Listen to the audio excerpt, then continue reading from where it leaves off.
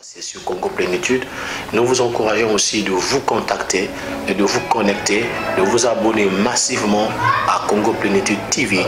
Vous voulez voir nos vidéos en live, vous voulez voir nos programmes ici à l'église, connectez-vous sur Congo Plénitude TV, notre chaîne de connexion. Que Dieu vous bénisse, vous qui nous suivez dans le monde entier. Congo Plénitude, Ndémakam. Suivez Congo Plénitude TV. Congo Plénitude TV, c'est la différence. C'est la chaîne de Dieu. C'est la chaîne de bénédiction. Soyez les bienvenus. Vous voulez une bonne information? Landa, Congo Plénitude. Que Dieu bénisse. Merci na Congo Plénitude TV. En tout cas, musala na okitoko okoba. Nzambe kaka lokola pesi yo likanisi wana Plénitude. Donc Plénitude go donc bozindo etonda vide ezanga te. Esika eloko asika tozo ara makambo asika. Ba innovation asika na kati ya Congo Plénitude. Kitoko. Molandaka toujours Congo Plénitude TV bilingue.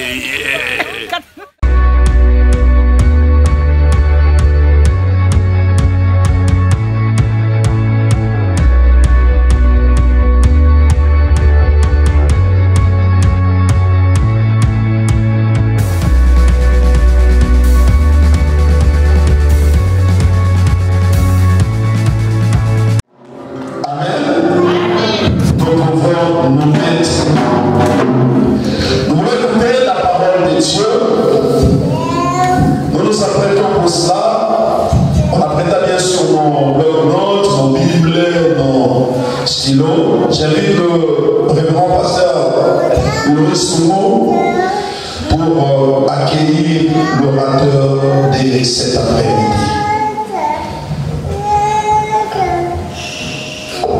Alléluia. Alléluia. Regarde ton voisin, dis-lui soyez bienvenu cet après-midi. Dis-lui ça vient ton voisin. Non. Tiens ton voisin la main, dis-lui soyez bienvenu sur la tête.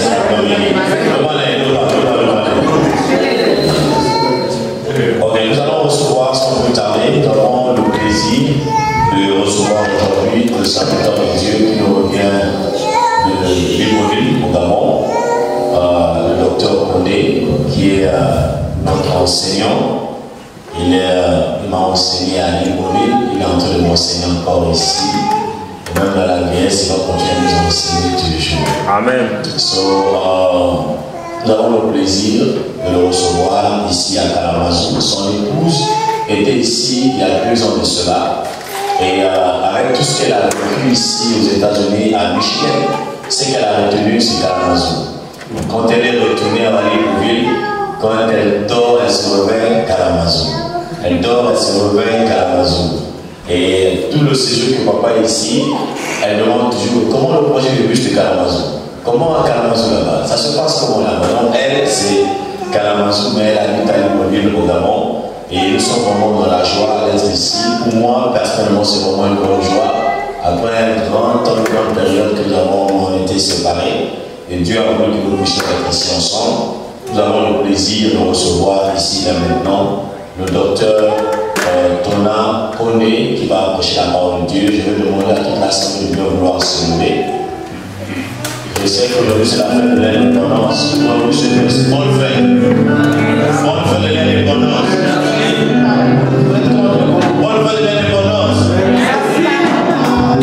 On va recevoir le docteur Kone qui va approcher la fête pour le Seigneur.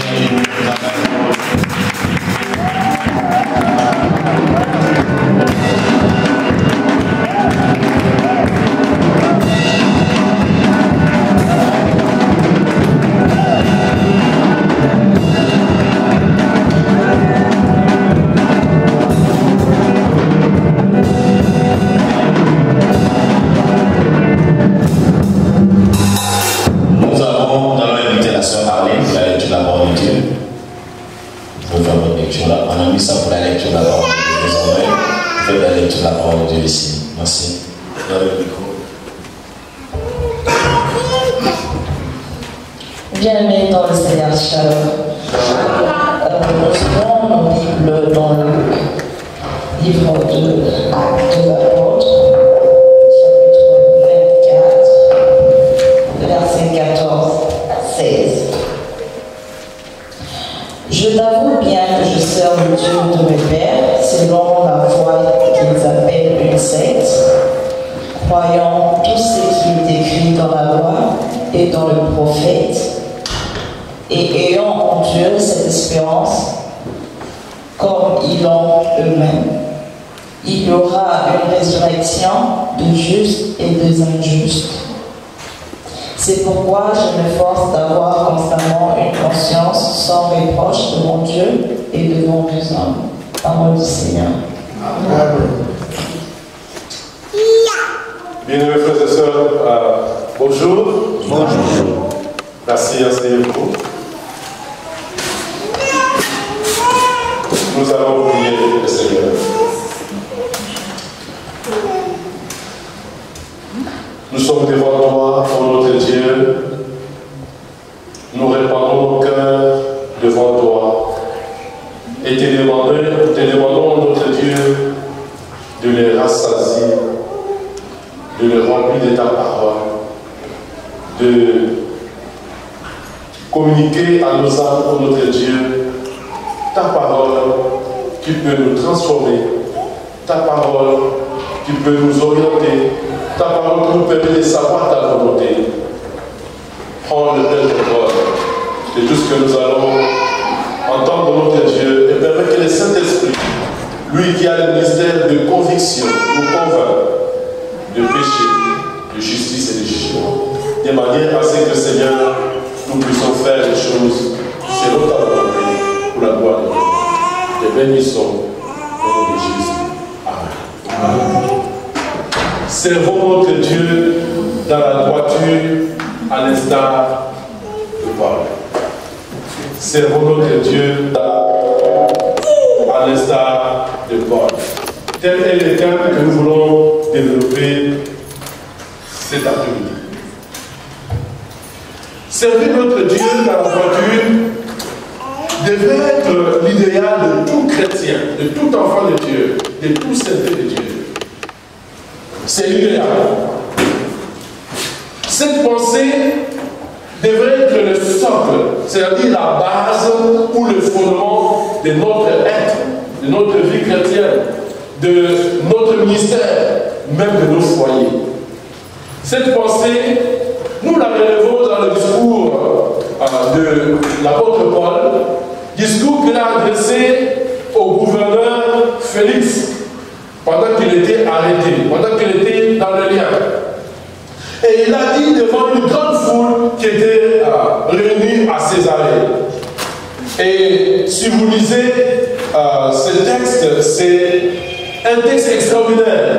C'est un discours qui est plein de richesses. Mais vous comprenez que nous n'avons pas le temps de pouvoir pénétrer ce discours. Et nous voulons tout simplement nous concentrer sur ces trois versets au travers desquels, avec un cœur ouvert, avec sincérité, Paul montre comment lui, il a servi son Dieu dans la droiture. Et nous sommes appelés à imiter Paul, à suivre Paul, à suivre notre Dieu, à servir notre Dieu selon, en imitant Paul, à l'instar de l'apôtre Paul. Vous voyez ce qu'il dit, je t'avoue bien, s'adresse au gouverneur Félix, je t'avoue bien que je sers le Dieu de mes pères. Oui, Paul a servi le Dieu de ses pères avec force, avec sincérité. Il a servi ce Dieu et il est reconnu comme tel, comme l'un des serviteurs qui a servi Dieu de tout son cœur, de toute son âme, et il était véritablement engagé. Et Paul n'avait jamais ménagé ses efforts pour interpeller les chrétiens comme les autres serviteurs de Dieu de son époque, pour que eux aussi, à son instar, qu'ils puissent servir Dieu avec sincérité, avec enthousiasme et avec zèle. Ces trois versets que nous venons de lire tout à l'heure, nous allons les analyser et de ces textes, nous voulons relever 4 piliers 4 principaux piliers auxquels il fait référence pour démontrer comment lui, il a servi son Dieu dans la droiture. 4 piliers.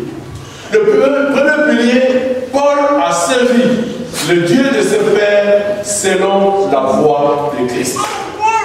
Il a servi le Dieu de ses pères. Paul servait le Dieu de ses pères selon la voie de Christ. Relisons le verset 14 de notre passage. Je t'avoue bien que je sais le Dieu de mes pères selon la voie qu'ils appellent une secte. Voilà, je m'arrête là. Je t'avoue bien que je sais le Dieu de mes pères selon la voie qu'ils appellent, il là, c'est le juif. Il fait référence aux juifs. J'espère que vous comprenez. Paul est arrêté parce que les juifs l'ont accusé d'avoir sémé du désordre, d'avoir prêché des doctrines qui sont contraires à la doctrine des juifs. Il est en prison, il était amené de prison en prison, et là, il est à Césarée, le gouverneur, dans cet empire romain, le gouverneur, donc à Césarée, devrait écouter Paul. Et c'est à ce moment-là qu'il dit, j'avoue bien que je sers le Dieu de mes pères selon la voie qu'ils appellent, donc que les Juifs appellent une secte. Quelle est cette voie que les Juifs appelaient une secte? Cette voie, c'est la voie de Christ. Voilà pourquoi nous avons dit que Paul servait Dieu, le Dieu de ses pères, selon la voie de Christ. Oui, Paul servait Dieu selon la voie de Christ, c'est-à-dire selon l'enseignement de Christ. C'est l'enseignement de Christ, vous le savez, que les Juifs rejetaient, que les Juifs détestaient. C'est d'ailleurs à cause de cet enseignement, ou du contenu de cet enseignement, que Christ lui-même était arrêté, était flagellé, était crucifié. Ça ne fait pas longtemps, on a célébré la fête de Pâques. Or, c'est cet enseignement en fait qui donne la vie. C'est cet enseignement qui donne la vie éternelle. D'ailleurs, Jésus lui-même a dit dans Jean chapitre 5, verset 39, il a dit, vous sondez les Écritures. Il s'adressait aux Juifs. Vous sondez les Écritures parce que vous pensez avoir en elles la vie éternelle. Mais c'est justement ces Écritures qui rendent témoignage de moi. Car si vous croyez à Moïse, si vous me croyez aussi, parce que Moïse a écrit de moi. Jean chapitre 5, verset 39 et verset 46. En servant Dieu, Paul croyait en Jésus comme étant son sauveur et son Seigneur. Il reconnaissait la divinité de Jésus. Il reconnaissait que Jésus était Dieu. Il reconnaissait que Jésus était Seigneur. Il reconnaissait la noblesse de la mission de Jésus. Jésus qui a dit à ses disciples, si quelqu'un veut venir après moi, qu'il porte sa croix et qu'il me suive. Oui, Paul avait fait le choix de suivre la voie de Christ, de servir le Dieu de ce Père selon la voie de Christ, en suivant Christ, en marchant dans cette voie que Christ a ouverte. Ces piliers, c'est-à-dire croire en Jésus et suivre Jésus, peut être sous-estimé. Dans le milieu où nous sommes là, parce que nous pouvons nous dire c'est déjà inactif. On peut penser que c'est quelque chose de naturel. On peut penser que ça, ce sont des choses qu'on doit dire quand il s'agit d'évangélisation. Mais qui vous dit que nous tous qui sommes ici avons déjà expérimenté cette rencontre personnelle avec Christ? Nous devons savoir, bien aimés, que la vie chrétienne part de là. La vie chrétienne part du fait d'accepter Jésus-Christ comme sauveur. D'abord, il vient sauver nos âmes, et puis comme Seigneur, c'est-à-dire c'est lui qui dirige nos vies. Si on n'a jamais expérimenté cette rencontre avec Jésus, si on n'a pas Jésus dans son cœur comme sauveur et Seigneur, on peut venir à l'église, on peut chanter comme on veut, on peut prier comme on veut, on peut danser comme on veut, on peut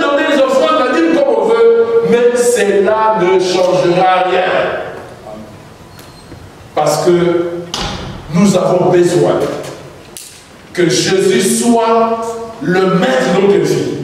C'est quand Jésus est au cœur de notre vie que notre vie chrétienne, que notre foi chrétienne, que notre foi foyer chrétien, que notre ministère chrétien est orienté et modélé. Nous avons besoin, bien aimés, que chacun de nous suive la voie de Christ, parce que sinon nous sommes perdus. Si quelqu'un ne croit pas véritablement en Jésus, il est perdu. Si quelqu'un ne met pas en pratique la parole de Christ, il est perdu. Si quelqu'un ne marche pas dans la voie de Christ, il est perdu. Même quel que soit ce qu'il fait à l'église, quel que soit le poste qu'il occupe à l'église.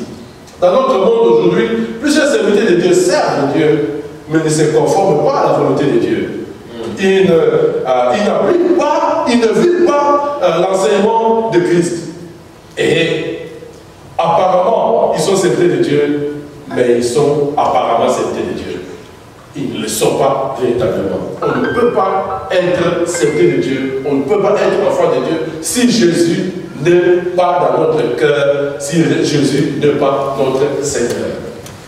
Bien-aimés, nous pouvons avoir l'impression que ces histoires sont très loin de chez nous. Mais attention, parce que les faux serviteurs de Dieu peuvent circuler, peuvent vous attirer, peuvent vous séduire.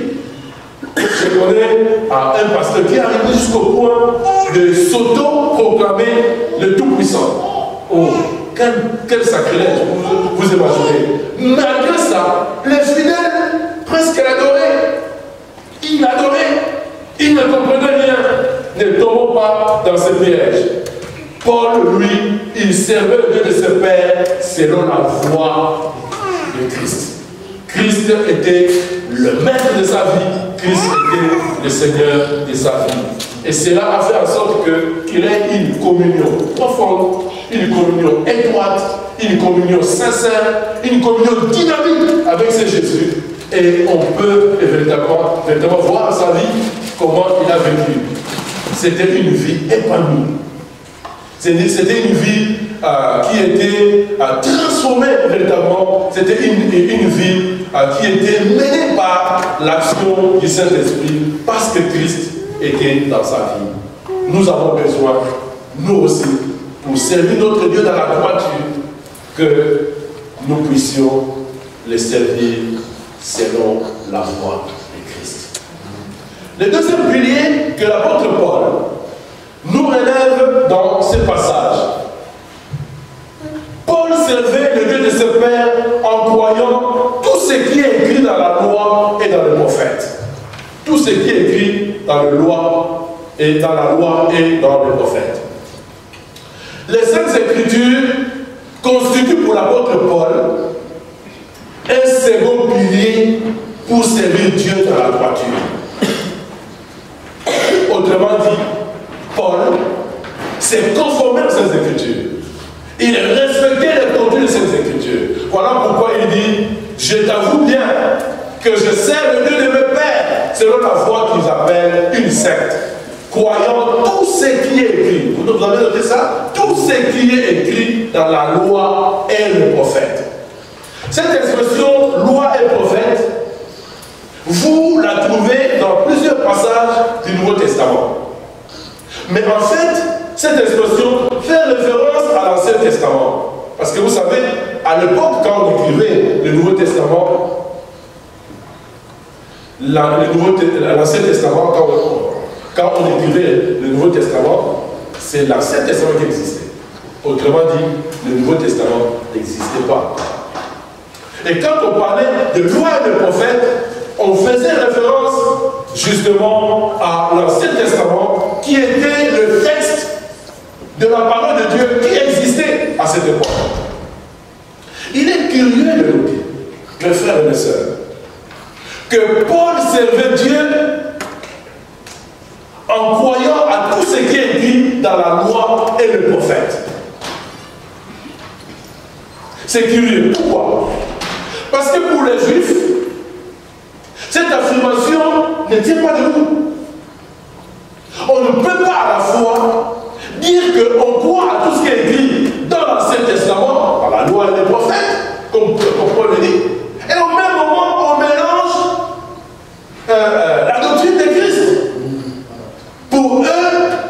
C'était deux bases antinomiques. C'est-à-dire deux bases opposées, deux bases contradictoires. Selon eux, Jésus est venu pour contredire ce que l'Ancien Testament enseignait. Pour eux, Jésus est venu tordre la loi. Jésus est venu briser la base de leur foi. Donc on ne peut pas dire qu'on croit à l'Ancien Testament, à tout ce que l'Ancien Testament enseigne, et au même moment, on croit à ce que Jésus enseigne. C'est contradictoire. Or, Jésus lui-même avait dit, dans Matthieu chapitre 5, verset 17, ne croyez pas que je sois venu abolir la loi ou les prophètes. Mais je suis venu non pour abolir, mais pour accomplir. C'est ce que les Juifs n'ont pas compris. Ils n'ont pas compris que Jésus est venu pour accomplir la loi. Ils ont pensé que Jésus est venu pour tordre la loi, pour détruire la loi. Mais Paul avait compris cela. C'est pour cette raison qu'en même temps qu'il croyait à la personne et à l'enseignement de Christ, en même temps, il croyait aux Saintes Écritures, au contenu des Saintes Écritures, c'est-à-dire les Écritures de l'Ancien Testament. D'ailleurs, si vous lisez les écrits de Paul, ici et là, vous trouvez toujours qu'il avait cette capacité de mettre en liaison ce qu'affirme l'Ancien Testament et la nouvelle doctrine de Christ. D'ailleurs, il y a un théologien qui a dit que si on arrachait toutes les épîtres de Paul, on ne comprendrait pas le christianisme. Parce que c'est Paul qui nous permet véritablement de comprendre l'Ancien Testament, la parole de Dieu, à la lumière de l'enseignement de Christ. C'est lui qui établit le lien entre ce qui se faisait dans l'Ancien Testament et ce qui se faisait, et ce que Christ incarnait, ce que Christ enseignait, ce que la doctrine de Christ était en train de communiquer comme enseignement. Il faisait ces liens et il nous permet donc de comprendre la complémentarité de ces deux enseignements. Et il nous permet de comprendre que ce que l'Ancien Testament a annoncé, Jésus est venu tout simplement accomplir cela. C'est lui qui nous permet de faire cette relation. Bien-aimés frères et sœurs, la leçon majeure que nous avons besoin de retenir de cette déclaration de Paul, c'est pilier qui est fort, que lui croyait à la loi et aux prophètes, à tout ce qui est écrit. La leçon majeure que nous devons tirer, c'est qu'en tant que chrétiens, en tant que serviteurs de Dieu, nous devons connaître la parole de Dieu. Amen. Nous devons, c'est d'abord ça, nous devons connaître la parole de Dieu. Et nous devons croire à tout ce qui est écrit dans la parole de Dieu. Amen. Et enfin, nous devons vivre cette parole. Yes. Pour l'enseigner. Vous comprenez? Nous devons connaître la parole de Dieu. Nous devons croire à tout ce qui est écrit dans la parole de Dieu. Nous devons vivre nous-mêmes cette parole. Parce que ça ne sert à rien de dire aux autres, faites ceci, la Bible dit, et toi-même tu ne vis pas la même chose.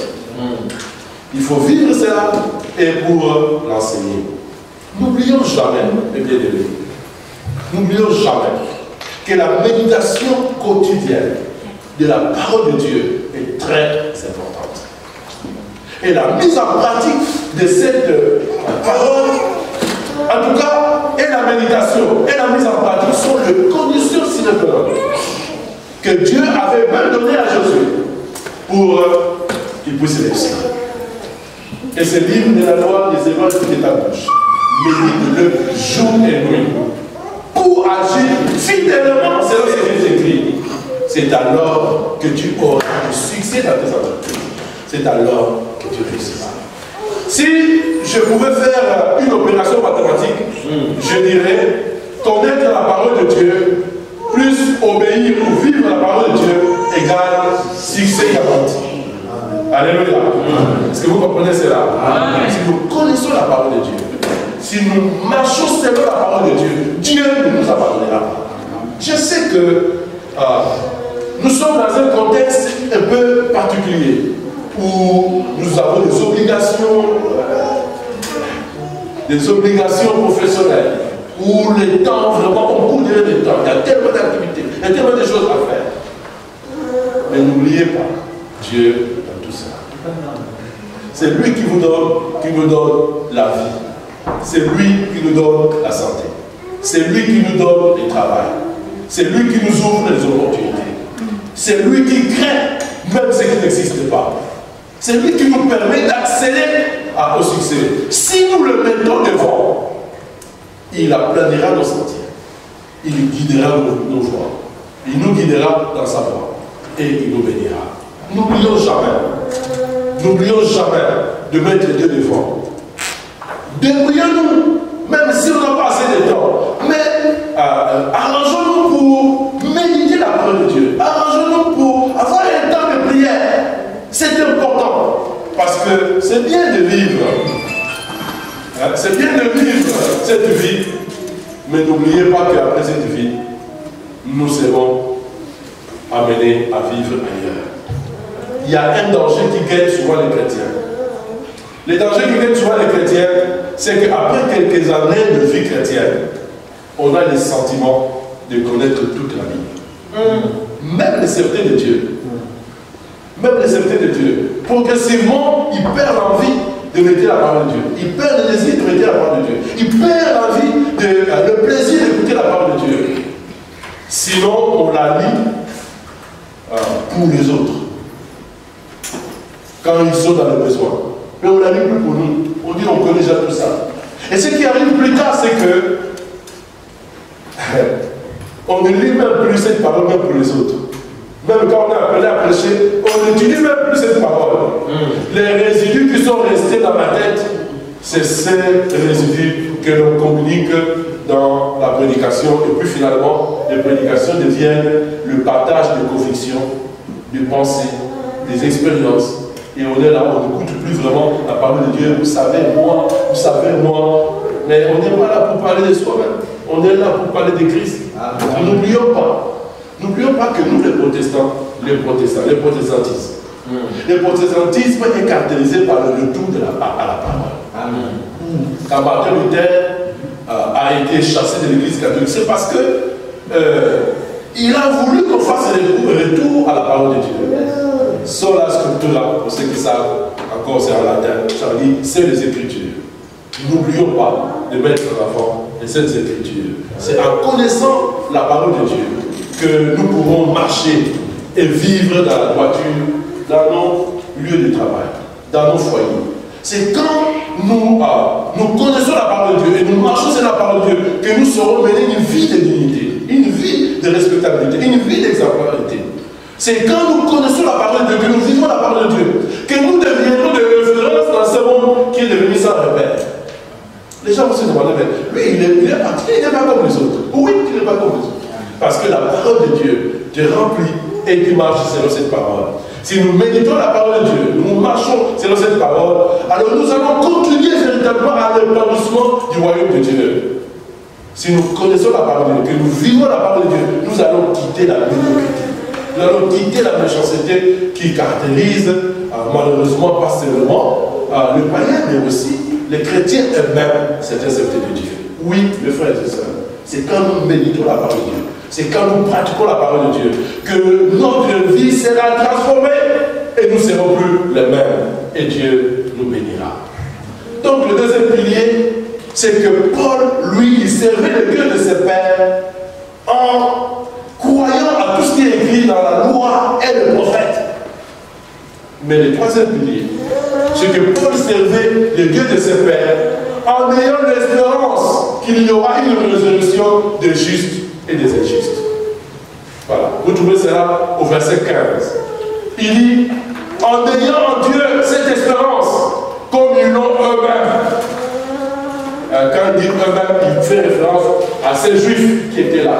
N'oubliez pas qu'il s'adresse au gouverneur Félix. Donc l'espérance qu'ils ont eux-mêmes, qu'il y aura une résurrection des justes et des injustes.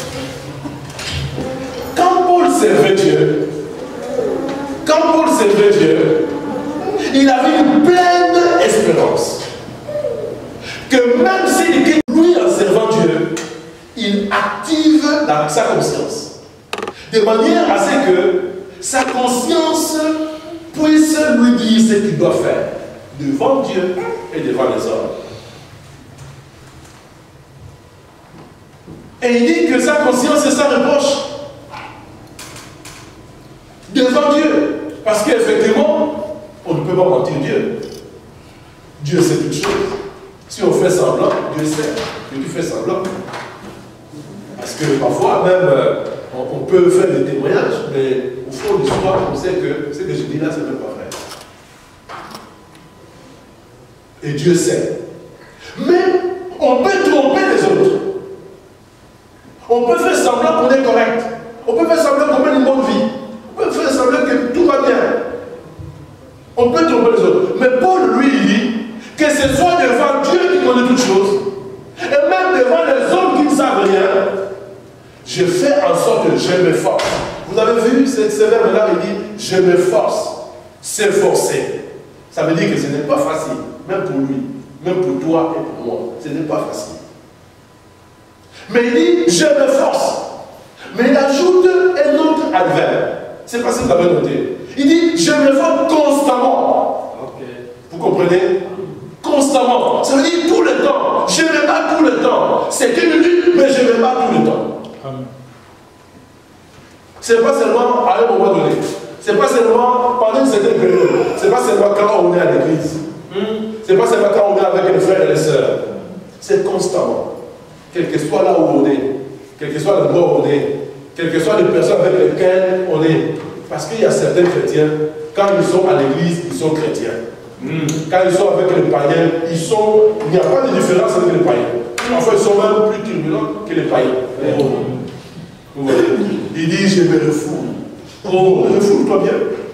Mais sache que ta conscience te dit que ce que tu fais, ça ne correspond pas au statut que tu dis avoir.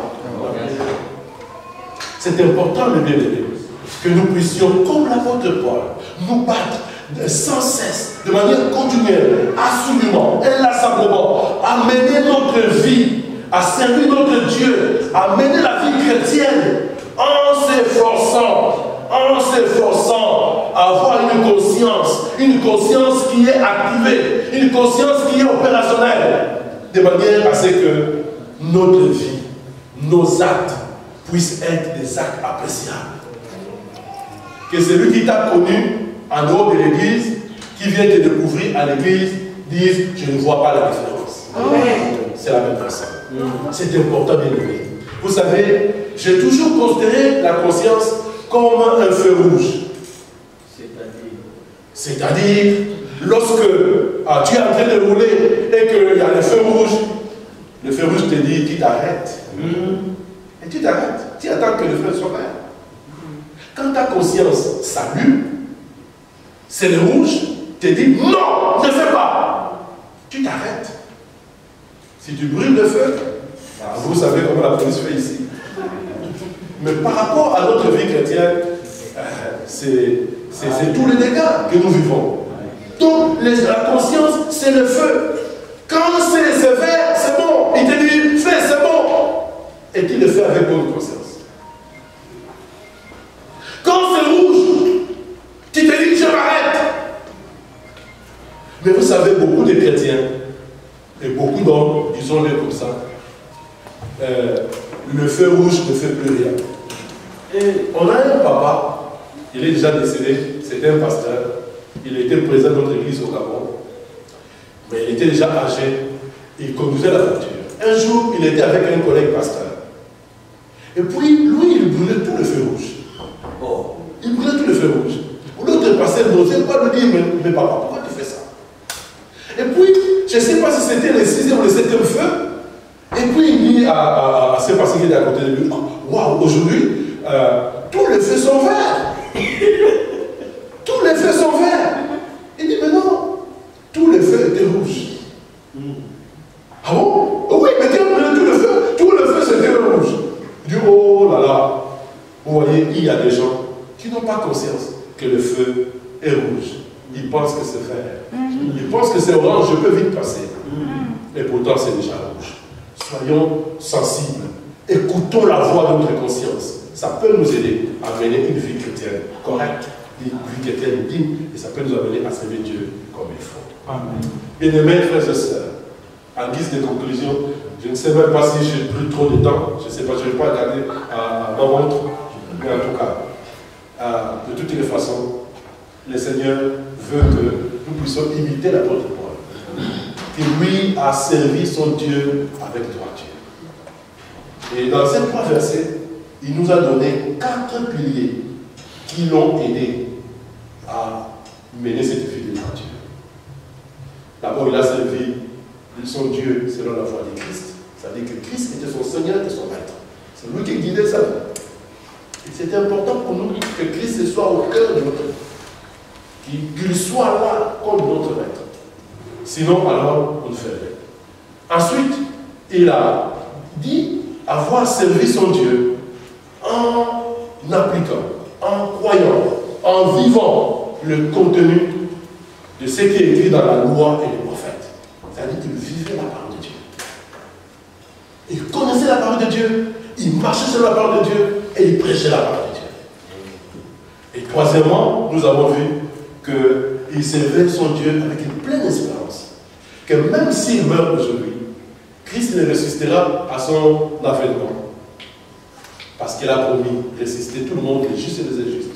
Mais les justes, ils seront ressuscités pour la gloire éternelle. Et c'est là qu'ils recevront leur récompense. Et enfin, il servait son Dieu avec une conscience activée, sans reproche, devant Dieu comme devant les hommes. Et cela le permettait de mener sa vie comme il faut. J'aimerais que chacun de nous regarde sa propre vie après l'écoute de cette parole.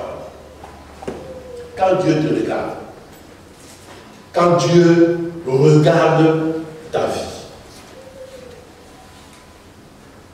qu'est-ce que tu vois? Comment es-tu en train de mener ta vie chrétienne? Jésus est vraiment ton Seigneur? Ou bien tu l'amènes toi-même comme tu veux? Tu vis avec droiture ou tu vis dans la négligence et dans la légèreté? Quand tu regardes ta vie, est-ce que Dieu peut apprécier la qualité de ta vie? Il peut dire, oui, tu es mon fils qui marche selon ma voie, qui me sert comme il faut. Ou bien, le Seigneur, il trouve que ta vie est horrible.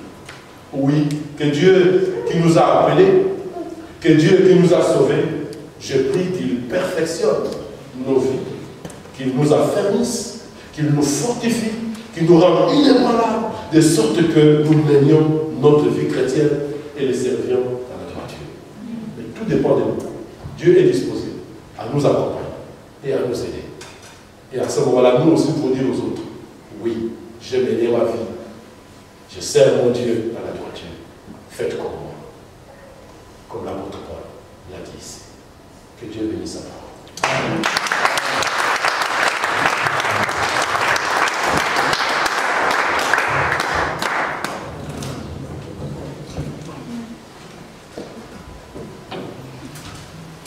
Baissons nos têtes.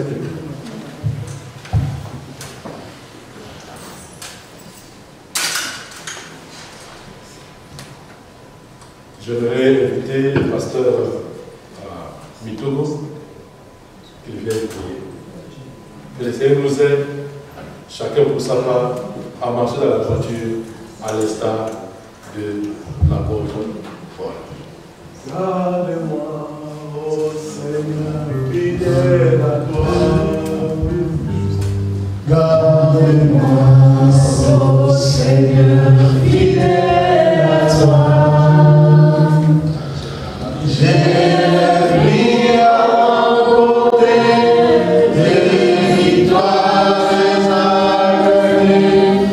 Oh Seigneur, garde-moi fidèle à toi. Fidèle à toi. Garde-moi, oh Seigneur, fidèle.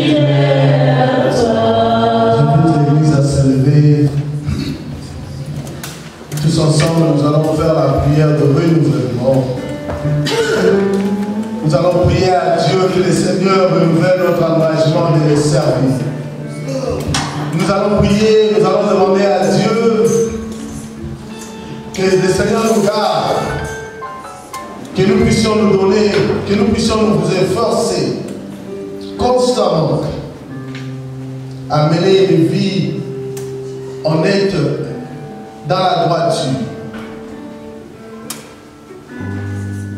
Faites de cette prière la vôtre. Seigneur notre Dieu, prie avec moi. Seigneur notre Dieu, nous te disons merci que tu as envoyé Jésus sur la terre pour venir nous chercher. Je reconnais et j'accepte Jésus comme mon Seigneur et mon Sauveur. Père, je te confie ma vie. Dirige-moi, Seigneur. Oriente mes pas. Fais de moi, Seigneur, un ambassadeur de ton message. Partons de ma vie, de mes comportements, de mes actions, que le monde voit que tu es en moi et que je suis en toi et que je vis selon ta parole. Père, conduis-moi de rester fidèle à ta parole et de vivre la vie ici sur la terre. Pas comme les hommes de ce monde, mais comme tes enfants.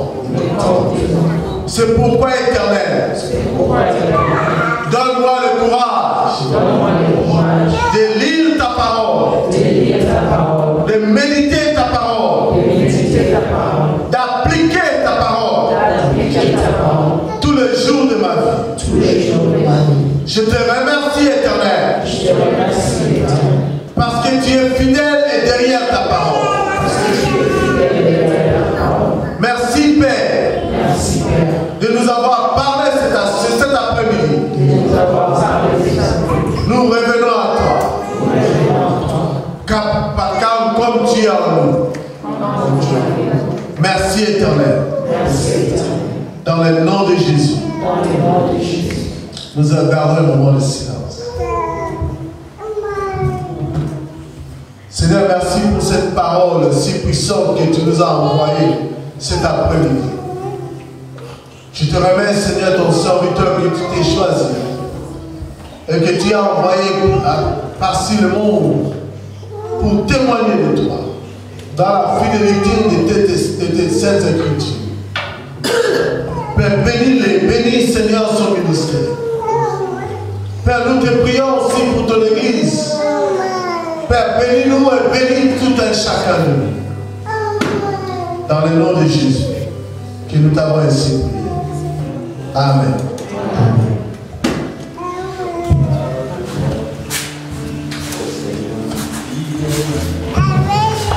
Nous allons